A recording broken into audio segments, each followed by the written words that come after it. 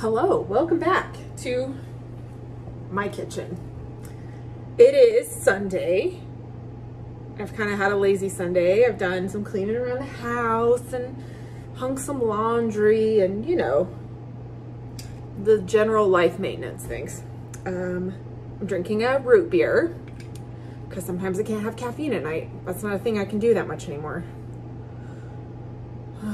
30s. So I wanted to do just a quick, easy dinner tonight. I've got a bunch of fruit that I'm gonna eat, so there's not a lot of vegetables in this particular dish. But you know, my mom doesn't live here, so I don't have to eat vegetables all the time if I don't want to. Anyway, so we are going to make a buffalo chicken mac and cheese. Very early in this process, I did a mac and cheese. And so we're pretty much gonna do that exact same thing, except we're gonna add a few extra little tasty bits. So I've already cooked off a pound of rotini pasta, which is this kind. I like the kind with the ridges and the little swirly bits because it catches all of the good cheese sauce, and that's what we like. So we're gonna go ahead and make the sauce for that. And then honestly, we're just using some good old chicken nugs from the store. You can go crazy if you want to make your own, but it's Sunday night. I'm watching old Top Chef reruns from, you know, like when I was in college. They're all on Hulu. Who knew? And yeah, so that's the plan. So buckle in. This is going to be a pretty quick, easy one. I've got my oven preheated to 350 because I'll finish this in the oven a little bit. So let's get started. All right, my friends, I've got you on the stove. This is the pot I cooked the pasta in. We're just gonna use it to make the sauce. I'll light our stove. And to our pan, I've got about 4 ounces of unsalted butter. I'm gonna add that in, and we are going to make a roux, which is just flour and butter mixed together to thicken a liquid. And in this case, we're gonna use some milk. So we're gonna let this melt. All right, so our butter is melted. This equals about 1/4 cup of by liquid volume. So I'm going to add that same amount, about 1/4 cup of flour, and whisk it together. And it'll turn into like a paste. This handle is hot. And we're gonna cook off that raw flour taste for a minute or two. Okay, now that this is cooked off a bit, we're gonna add, I don't know, about 4 cups of milk. So we're gonna finish off this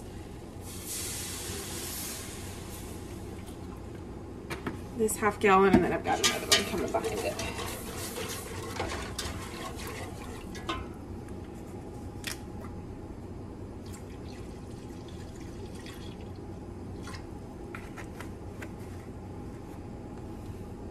Just gonna bring this up to a boil. That way we know how thick it's gonna be. We can thin it out with a little more milk if we need, or even a splash of some water, but it should be just fine. So we're gonna add some cheese to this once the milk comes to a boil. This is called a bechamel. We've gone over this, y'all already know this. I'm gonna add a little salt and pepper while I talk to you. So I'm gonna add, really it's 3 kinds of cheese. I have a cheddar jack blend, which is mild cheddar and Monterey Jack. I'm just trying to, you know, work smarter, not harder. Buy 1 bag instead of 2 bags. And then I'm gonna add blue cheese. If you don't like blue cheese, don't put it in there, but I love blue cheese with buffalo seasonings and things. And the things and the spicy and the delicious. And then a little black pepper.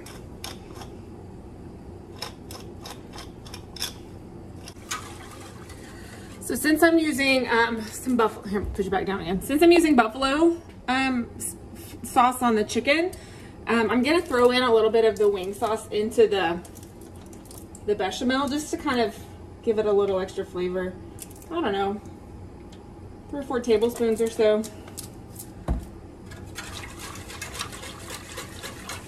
Just to help carry over some of that flavor into the actual macaroni and cheese part. All right, so our sauce is nice and thick, so I'm gonna throw in all this cheese and get it melting. This is 2 cups. And I'm gonna save the blue cheese for the top.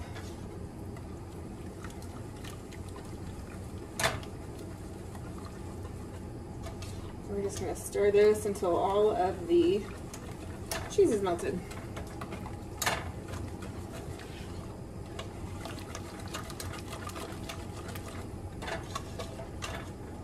All right, so we're gonna throw in I'm gonna get rid of this whisk. We're gonna toss in our cooked noodles.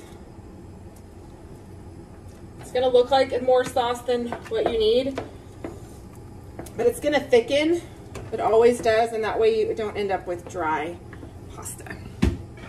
We're gonna bring this up to temperature. And while we wait for that, I'm gonna take these, you can cut them up, you can use popcorn chicken, you can, whatever you like. Just trying to do what's most readily available and affordable and all the good stuff. And I'm gonna kind of douse it. Give them a good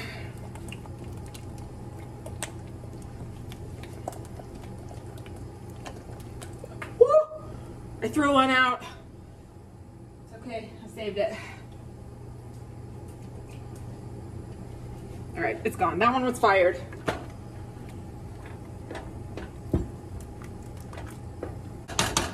All right, we are gonna take this, pour it into a baking dish. I've got one 8x8 right next to me. Oh, turn this off, hello.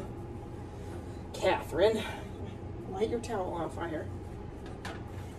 All right, now I've got my sauced up chicken nuggets. I'm just gonna lay them on top.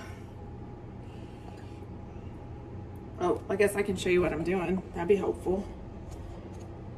Now I always, anytime I'm gonna bake mac and cheese, I always make it saucier than I think, because it seizes up, and the starch from the pasta and the roux that we've put in there and the cheese, it all just kind of starts thickening up, and I cannot stand dry mac and cheese.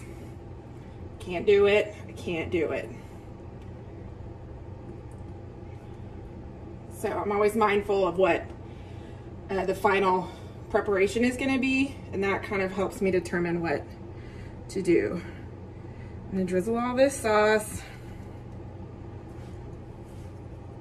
get it all out, and then I'm going to top it off with blue cheese crumbles. Of course, if you don't like blue cheese, skip this part. I happen to love it, so the more the better. This is gonna go in a 350-degree oven for, I don't know, about 30 minutes or so. And then we'll take it out and eat it. It'll be delicious. This is going in the oven, and we'll see you when it's done. My friends, the mac and cheese is done. Look at it. Pretty tasty. See how it's kind of thickened a little? It's not quite as loose as when it went in. That's perfect. That also means that if you reheat it, it's not going to get really dry. So, you know, gotta think about these things.